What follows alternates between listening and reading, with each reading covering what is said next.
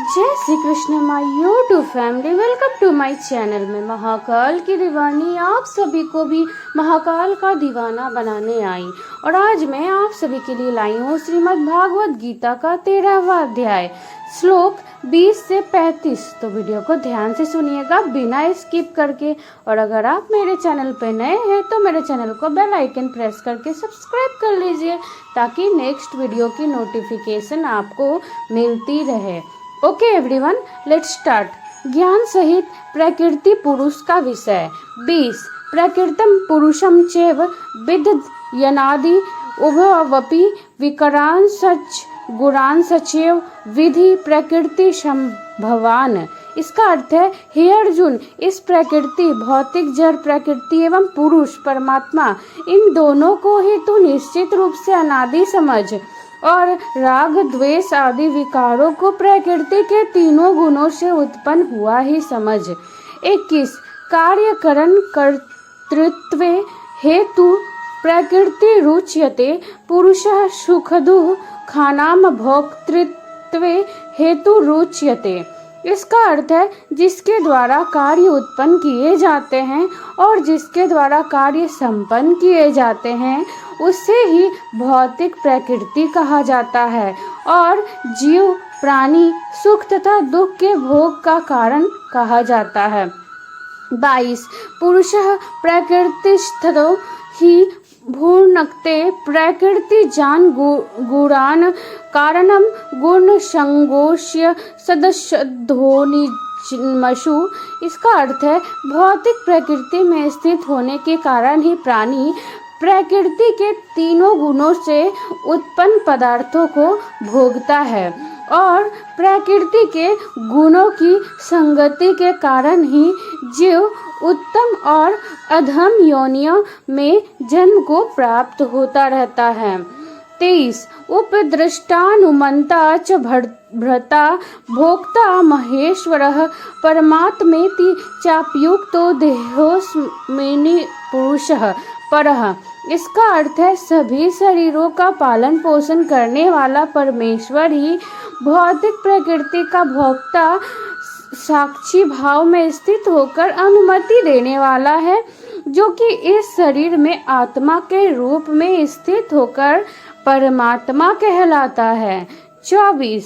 य एवं वेति पुरुषं प्रकृतिं च गुणैः सह सर्वथा वर्तमानोऽपि न स भूयो भी जायते।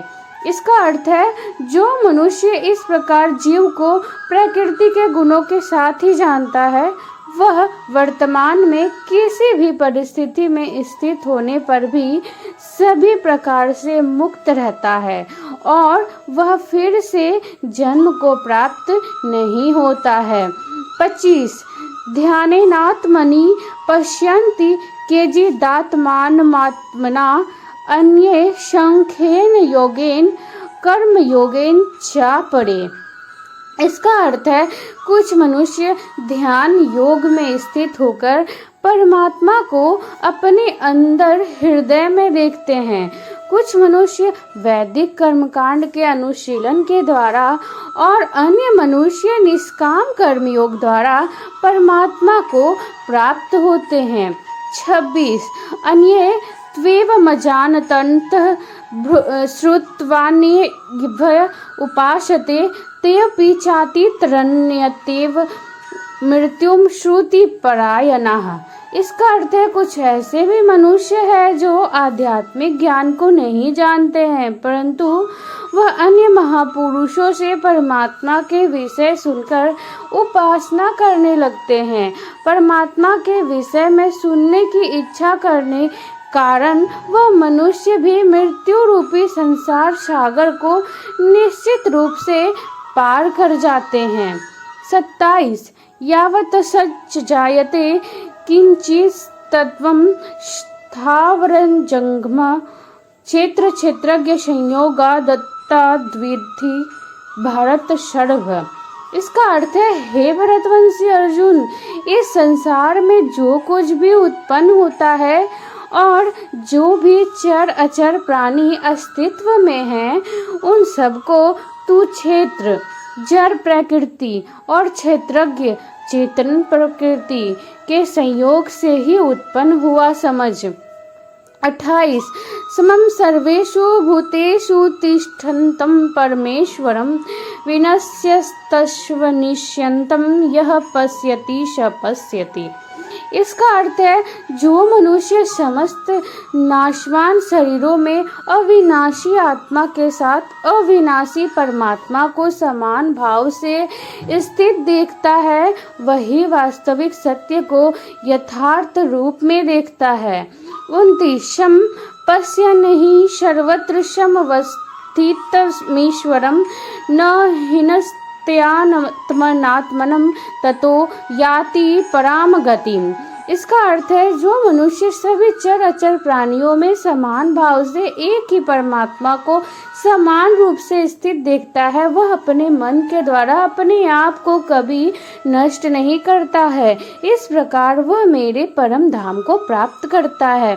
30 प्रकृत्येव च कर्माणि क्रियमाणानि सर्वशः यः पश्यति तथात्मानं कर्मकर्तारं स पश्यति। इसका अर्थ है जो मनुष्य समस्त कार्यों को सभी प्रकार से प्रकृति के द्वारा ही संपन्न होते हुए देखता है और आत्मा को अकर्ता देखता है वही यथार्थ रूप से देखता है।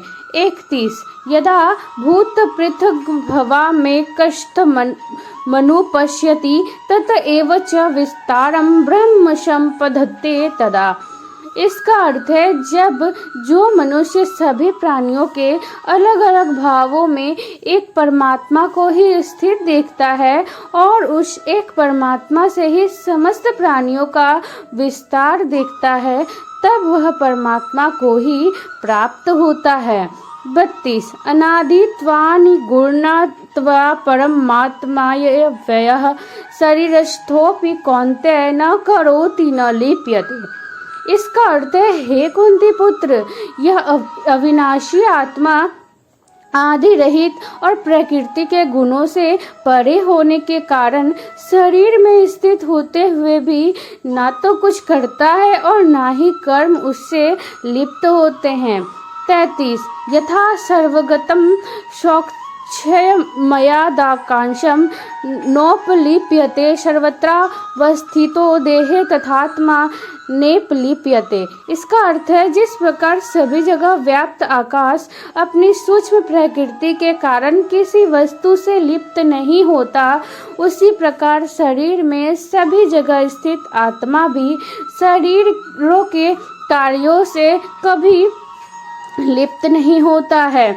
34 यथा प्रकाशयत्येकः कृतस्नं लोकमिम रविः क्षेत्रं क्षेत्री तथा कृतस्नं प्रकाशयति भारत। इसका अर्थ है हे भरतवंशी अर्जुन जिस प्रकार एक ही सूर्य इस संपूर्ण ब्रह्मांड को प्रकाशित करता है उसी प्रकार शरीर में स्थित एक ही आत्मा संपूर्ण शरीर को अपनी चेतना से प्रकाशित करता है। 35 क्षेत्र क्षेत्रज्ञोरेव मंत्रम ज्ञान चक्षुषा भूत प्रकृति मोक्षम चे विद्रियांति ते परम।